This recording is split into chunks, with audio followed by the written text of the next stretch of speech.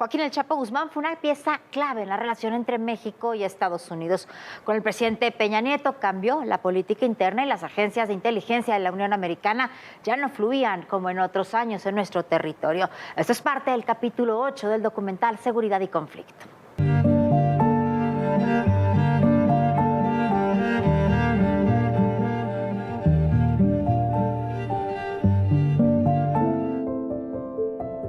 Desde 1985, con el asesinato del agente de la DEA, Enrique El Kiki Camarena, sectores de seguridad de los Estados Unidos, sobre todo de su agencia antidrogas, la DEA, y el Departamento de Justicia, han querido construir un macro proceso contra México, similar al que desarticuló a las 5 grandes familias de la mafia a fines del siglo pasado y que dieron origen a muchas leyes contra la delincuencia organizada en Estados Unidos, como la Ley Rico. Lo que sucede es que en el caso de México se quiere convertir este macroproceso en un gran juicio más allá del crimen organizado y se quiere convertir también en un juicio político, incluyendo las instituciones en su relación con el narcotráfico. La extradición del Chapo Guzmán era la primera pieza de ese mecanismo. Joaquín El Chapo Guzmán ya duerme en un penal de máxima seguridad en Estados Unidos. La Procuraduría General de la República lo entregó a agentes de la DEA en el aeropuerto de Ciudad Juárez. A bordo de un avión lo llevaron hasta Nueva York, donde fue ingresado en una de las unidades más restringidas del Centro de Detención Metropolitano en Brooklyn. Cuando asumió el gobierno, el presidente Peña Nieto cambió drásticamente la relación con Estados Unidos en términos de seguridad. Las que hasta ese entonces eran numerosas vías de comunicación en distintos actores y agencias que transitaban en forma casi transversal por el gobierno federal, se centralizaron en prácticamente 2 vías, bueno, quizás 3. En términos de seguridad, una pasaba por la Secretaría de Gobernación, otra por la Marina, la más socorrida sobre todo para operativos puntuales y de mayor confianza, y otra de ejército a ejército vía la Sedena. Pero también cambió la política interna. Desapareció la Secretaría de Seguridad, que se integró a la de Gobernación, donde ya estaba el CISEN. La defensa comenzó a insistir en que deberían de llevar el control de la seguridad y de la Policía Federal. Se dividió Plataforma México, todo en medio de disputas internas dentro del propio equipo presidencial. Saben todos que el precio del petróleo está muy asociado a los ingresos que tiene el gobierno en todos los órdenes. Vemos también cómo el tipo de cambio, el precio del dólar ha ido aumentando.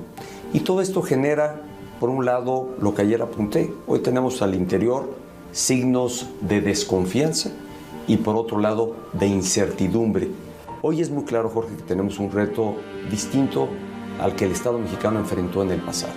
Hoy tenemos un crimen organizado, con mayores capacidades, mejor equipado, con otras habilidades que han desarrollado precisamente para estar y actuar fuera de la ley. Y en consecuencia el Estado mexicano, en sus distintos órdenes de gobierno, tiene que estar por igual suficientemente consolidado, fortalecido y preparado para hacerles frente. Uno de los objetivos que mi gobierno se trazó, de las 5 grandes metas nacionales, una es lograr un México de paz y de tranquilidad. Y esto obliga a que haya esto que tú señalas, una mayor coordinación. De hecho, el gobierno ha venido promoviendo esta debida coordinación entre el gobierno federal, los gobiernos estatales, el que podamos concentrar los esfuerzos para que en lugar de tenerlos dispersos, los podamos tener mucho más uniformes y mucho más homologados. Y yo aquí aprovecho también para decirle que hoy México, las Fuerzas Armadas de México son vistas en el mundo de otra manera. Nos ven muy bien desde que se decidió el señor presidente de la República que participáramos en operaciones de paz. Hoy tenemos la presidencia de la Conferencia de Ministros de Defensa de las Américas. Nunca la había tenido México, hoy la tenemos. En julio recibimos la presidencia de la Junta Interamericana de Defensa, que es el órgano militar más importante del continente. Lo recibimos en julio y en el mes de abril vamos aquí en México a hacer una conferencia de seguridad de Centroamérica, que es de Centroamérica, pero nos están pidiendo que los apoyemos y lo hagamos acá. Y el presidente lo autorizó y ya lo estamos coordinando. La colaboración se mantuvo, pero tuvo rutas diferentes, sobre todo cuando luego de 2 años de gobierno quedó claro que en lugar de avances había retrocesos y los grupos criminales se estaban empoderando de regiones enteras del país. Fue con la detención del Chapo Guzmán cuando comenzó un giro en la colaboración que tuvo en la caída del capo fugado, desde el 2001, su mayor éxito. Pero cuando un año después, en julio del 2015, el Chapo se fugó de Almoloya, esa colaboración sufrió un durísimo golpe del que no se recuperó en el resto del gobierno de Obama, aunque todavía alcanzó meses después para una tercera detención del Chapo en Sinaloa. Como lo dio a conocer esta mañana el presidente de la República, el licenciado Enrique Peña Nieto, el día de hoy las fuerzas federales lograron la captura de Joaquín Guzmán Loera, el prófugo más buscado del mundo, y Jorge Iván Gastelum, demostrando una vez más que no existe delincuente que esté fuera del alcance del Estado mexicano. Este es un logro de nuestro país y de nuestras instituciones. Es un logro de todos. The level of cooperation among the law enforcement agencies on the Mexican side of the border was very, very impressive. And when I talked to a lot of my former colleagues as a police chief, they talked about the spirit of cooperation and the level of important relationships that have been built all along the border between American law enforcement and Mexican law enforcement. Very positive. Otro aspecto importante que permitió precisar su ubicación fue el haber descubierto la intención de Guzmán Loera de filmar una película biográfica, para lo que estableció comunicación con actrices y productores, lo cual ya forma parte de una nueva línea de investigación. Incluso las tareas de seguimiento permitieron documentar los encuentros entre los abogados del ahora detenido y estas personas. Un día después de la recaptura de Joaquín El Chapo Guzmán, el diario The New York Times destapó una entrevista que el actor estadounidense Sean Penn le hizo al capo por intermediación de la actriz mexicana Kate del Castillo para la revista Rolling Stone. La plática de 7 horas se dio en varias sesiones, llamadas y videos. El primer encuentro fue en octubre del año pasado, mientras el capo huía de las autoridades tras su escape del penal del Altiplano. Guzmán Loera cenó con los actores en una zona montañosa de México no identificada y custodiados por más de 100 miembros del cártel. Presuntamente, los abogados del capo contactaron a Kate del Castillo luego de que ésta publicó en su cuenta en Twitter varios mensajes de apoyo al narcotraficante. El Chapo le envió unas flores como agradecimiento. Después, la actriz volvió a ser contactada por uno de los abogados del Chapo, quien le expresó sus deseos de que ella fuera la encargada de producir una película sobre su vida. La elegía a ella porque era la única persona en la que confiaba para el proyecto. Cuando Sean Penn se enteró sobre la conexión de la actriz con el Chapo, a través de un amigo en común, pidió hacer una entrevista. Desde ese momento, ambos actores mantuvieron contacto con el Chapo mediante cartas. Incluso la revista añade una foto en la que Penn estrecha la mano de Guzmán Loera como prueba de autenticidad. Sean Penn se puso en manos del cártel de Sinaloa cuando ya tenía todo arreglado con la revista Rolling Stone. Y después de un mes de planeación, el 6 de octubre del año pasado, viajó de Los Ángeles a la Ciudad de México, acompañado por Kate del Castillo y 2 personas cercanas al narcotraficante. El traslado se realizó en una avioneta equipada con un radar terrestre y luego en una camioneta conducida por Alfredo Guzmán, hijo del Chapo. El siguiente es un fragmento de la entrevista que la revista Rolling Stone ha revelado. El gobierno de Estados Unidos, específicamente Washington, cree que el gobierno mexicano no lo quiere detener. Cree que el gobierno mexicano no busca para detenerlo, sino busca para matarlo. ¿Usted qué piensa? No, yo pienso que si me encuentran, si me detienen, ¿cómo no? Hoy surgieron nuevos datos de la relación de Kate del Castillo con el Chapo. Trascendió que la actriz buscó al capo el lunes 4 de enero para hablar con él. Quería expresarle su molestia ante la salida de un tráiler sobre el próximo estreno de una película sobre la fuga del Chapo. Estaba furiosa porque la cinta se adelantaba a los planes que ella había hecho con el líder del cártel de Sinaloa para su propio film. A través de su abogado, Andrés Granados Flores, Guzmán Loera le respondió a Kate: Le dijo que quería hablar con ella, pero en persona, y le pidió que esperara a que estuviera en un lugar seguro para el encuentro. Entonces el Chapo decidió salir de su guarida en la sierra para viajar a Los Mochis, lo que permitió su recaptura el 8 de enero. Las autoridades federales ya monitoreaban los movimientos de la actriz y eso permitió atraparlo. Cabe recordar que en enero del 2012, a través de Twitter, la actriz Kate del Castillo publicó una carta en la que habla de las cosas en las que cree y no cree. Y dice creer más en el Chapo Guzmán que en los gobiernos que le esconden verdades, aunque sean dolorosas. Y también le pregunta al Chapo, ¿no estaría padre que empezara a traficar con el bien? Con las curas para las enfermedades, con comida para los niños de la calle, con alcohol para los asilos de ancianos que no los dejan pasar sus últimos años, haciendo lo que se les pegue la reverenda chingada. Con traficar con políticos corruptos y no con mujeres y niños que terminan como esclavos. Con quemar todos esos puteros donde la mujer no vale más que una cajetilla de cigarros. Sin oferta no hay demanda. Anímese, don. Sería usted el héroe de héroes. Trafiquemos con amor, usted sabe cómo.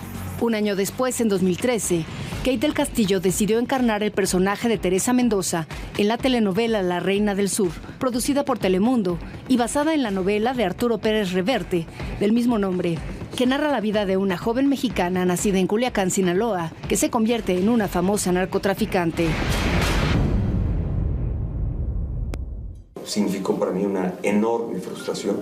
Por supuesto que vi frustración, enojo y molestia, que además expresé más allá de haberlo hecho público.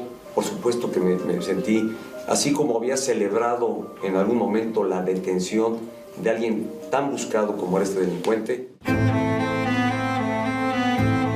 Y mientras se daba con aciertos y errores, con encuentros y desencuentros, la lucha contra el narcotráfico, también existía un cambio en el tema de la migración. Y cuando asume en diciembre del 2018 el presidente López Obrador, ya con Trump en el poder, el nuevo gobierno decide abrir las fronteras, pero eso coincide con un deterioro económico en México y uno mucho mayor, económico e institucional, en América Central.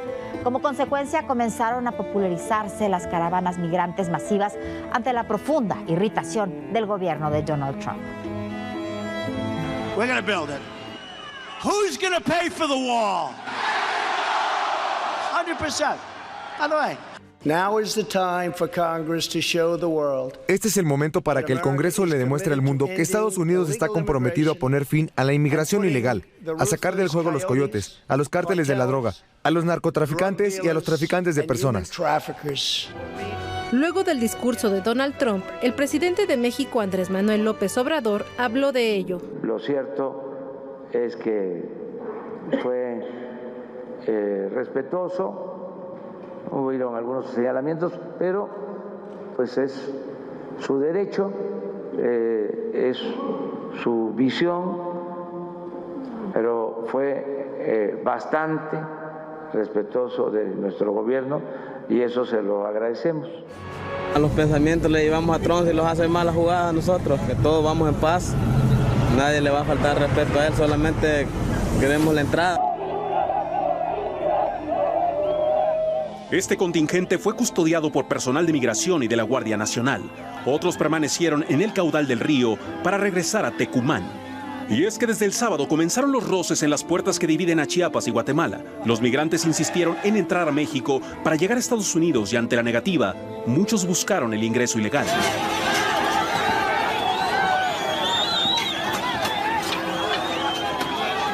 A estas caravanas se suman otras 1,000 personas que comenzaron a ingresar este viernes por Ciudad Hidalgo, Chiapas.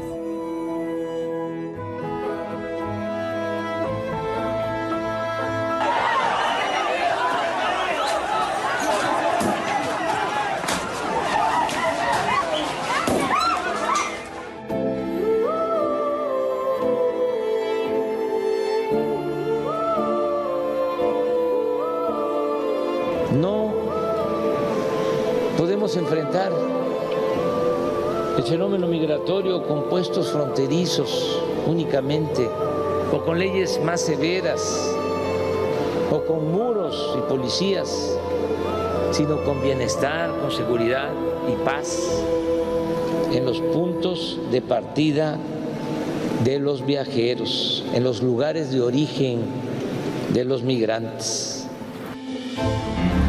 Cuando hay tantas personas sin tener un registro, sin saber quién está exactamente en este lugar, el riesgo es grandísimo. Puede haber muchísimas personas que se dediquen a la trata de personas, al secuestro, al tráfico de niños. Ya el día de ayer habían 2 madres que habían perdido a sus pequeños. Todavía no se sabe si aparecieron o no. En este momento veíamos a otra mujer desesperada en búsqueda de su hijo. Las historias que pueden surgir de esta caravana, en verdad, son desgarradoras.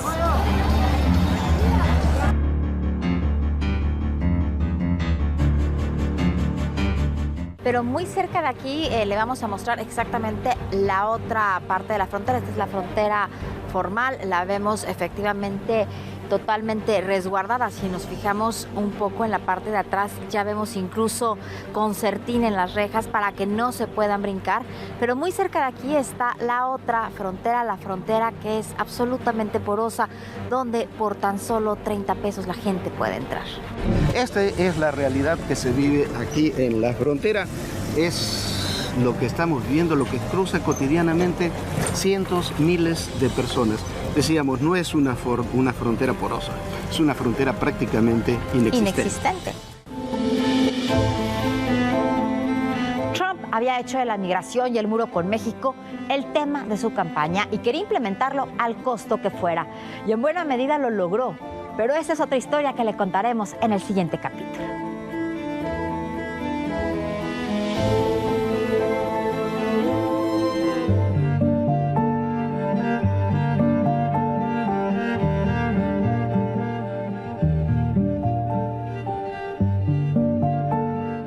Si usted quiere volver a ver este capítulo, lo puede hacer, ya está disponible en el YouTube de ADN 40 y también están disponibles los capítulos que ya salieron. Y recuerde que martes y jueves a las 6:30 de la tarde en esta misma plataforma, ese es el estreno de los capítulos de la semana. También a través de la señal abierta de televisión de ADN 40, los sábados 7:30 de la noche, puede ver el documental El Especial.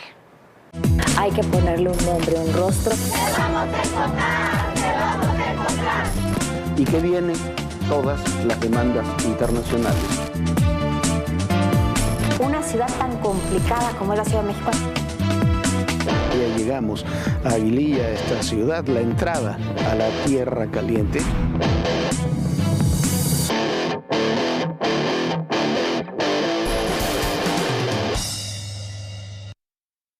Y permítanos apartarnos un poco de nuestra agenda cotidiana, dejemos a un lado un momento el castillo de naipes de nuestras controversias, desatinos de nuestra inseguridad. Falleció esta semana, este lunes, ese extraordinario artista mexicano que fue Rafael Cauduro. En febrero se inauguró una de las exposiciones más importantes de los últimos años en el antiguo Colegio de San Ildefonso, aquí en la Ciudad de México. Una muestra que recuperó buena parte de la obra del maestro. Era la primera de Cauduro desde 1995, cuando había realizado esa gran exposición en Bellas Artes. Poco después de esa exposición en Bellas Artes realizó su obra más importante, los murales que adornan el edificio de la Suprema Corte de Justicia de la Nación, ahí en el centro histórico. Hoy vamos a recordar ese recorrido por la obra de Rafael Cauduro.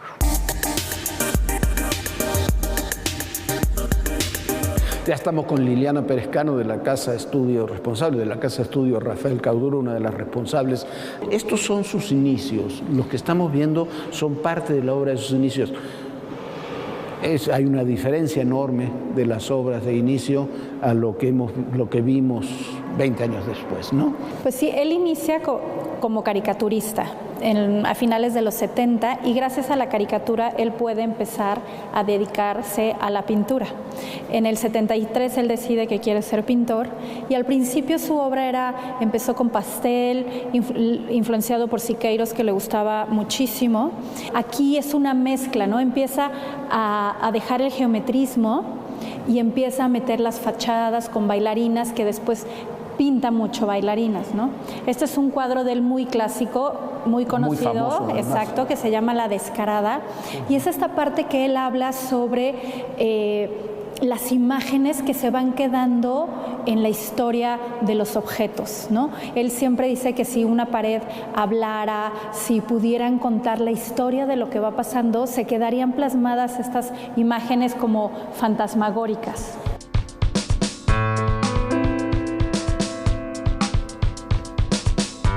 Lo que estamos retratando aquí son todas sus obsesiones. Entonces vamos a tener varias bailarinas representadas en la muestra. Hizo muchas más, por supuesto. Aquí tenemos solamente algunos ejemplos, ¿no? Y por ejemplo, esta sala es el de los asuntos más privados de Rafael, ¿no? Aquí tenemos los dibujos eróticos, aquí tenemos sus sueños, ¿no? Por ejemplo, esta serie que se llama Sueños de París.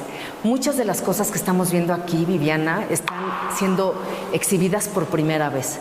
Y por supuesto, todo este cuerpo de obra pues va a ser muy difícil que vuelva a estar junto, porque, como te decía, mucha de la obra es de la colección del propio artista, que tuvo la visión de guardar algunos de los ejemplos más importantes de cada una de sus épocas, pero también muchísimas cosas son ya de colecciones privadas.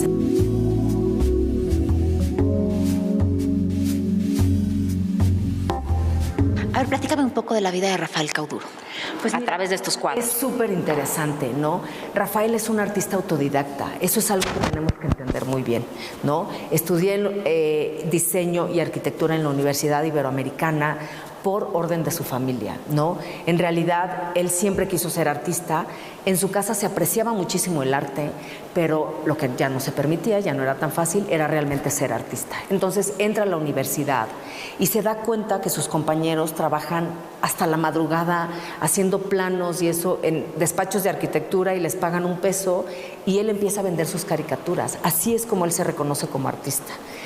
Y empieza a ver que le va muy bien y que es muy aceptado, y entonces sabe que se puede sostener de su arte, abandona la universidad y entonces se dedica de lleno a experimentar con su arte, a probar su propio estilo.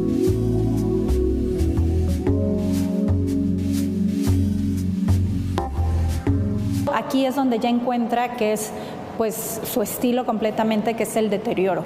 Para él el deterioro es muy importante porque él habla, que en su pintura habla de los objetos, no de las personas.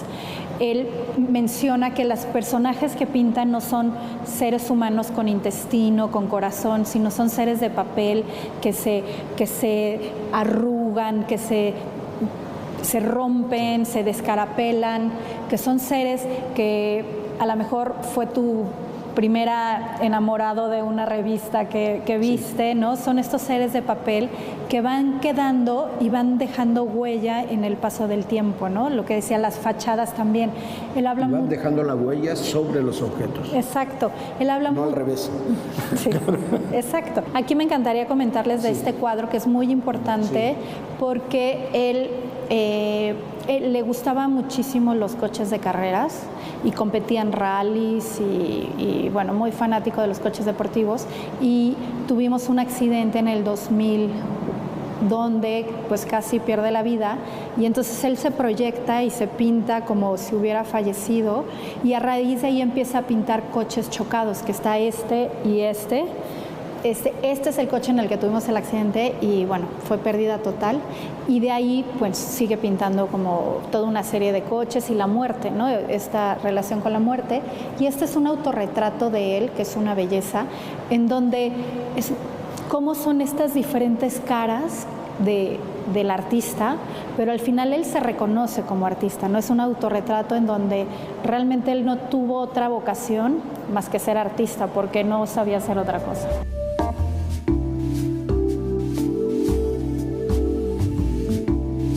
¿Cuál es la relación con la justicia? ¿Cómo cruzas en una persona como Cauduro la justicia con el arte? Pues realmente todo surge, como sabes, por el proyecto de los murales. Y a él lo invitan a hacer esos murales para que platique sobre la historia de la justicia. Cuando va a platicar con los ministros, les dice, si me aceptan, yo les voy a dar una contrapropuesta, y les presenta el proyecto más bien de la falta de justicia, ¿no? De la realidad de nuestro país. Esta parte de los archivos viciados, que finalmente son personas. Un folder es una persona que lleva años. Es una historia que está ahí encerrada. Y que muchas veces ni siquiera ha sido juzgada. ¿Cuánto tiempo tomó pintar los murales? Los murales se tardó 2 años en pintarlos y 1 año antes hizo todo el proyecto. Realmente fueron 3 años. 3 años. ¿En qué año se inauguraron los...? En el 2010. esta serie es importantísima porque toda esta serie, estas 3 piezas, hablan acerca de la discapacidad, ¿no? Y para mí es importantísima porque nos enseñan este lado superhumano de Rafael Cauduro, este lado de luchador social, que la verdad es que es el que más queremos en esta exposición que la gente conozca. Porque cuando piensas en Rafael Cauduro, yo creo que todos tenemos una imagen muy clara de una estética impresionante y de una perfección técnica impresionante. Pero pocos conocemos al Rafael Cauduro, luchador social, que es lo que realmente él fue.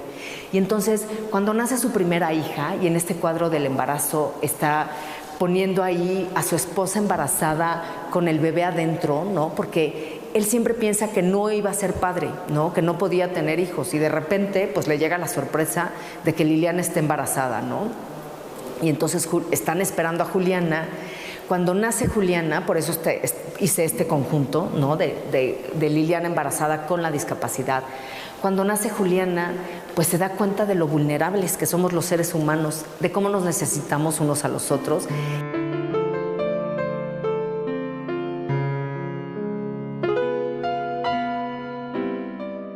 Bueno, lo invitamos a que se una a nuestras redes sociales. Está el YouTube de ADN 40 y por supuesto que ahí puede encontrar todo el contenido especial que tenemos de todo personal.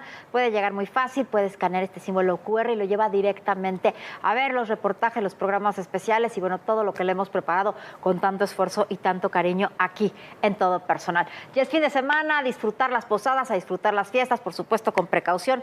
Pásela espectacular. Esperemos que ya Jorge esté muy pronto con nosotros. Esperemos que aquí y el lunes ya lo extrañamos, le mandamos un beso muy fuerte desde acá y bueno, descanse, sueñe bonito.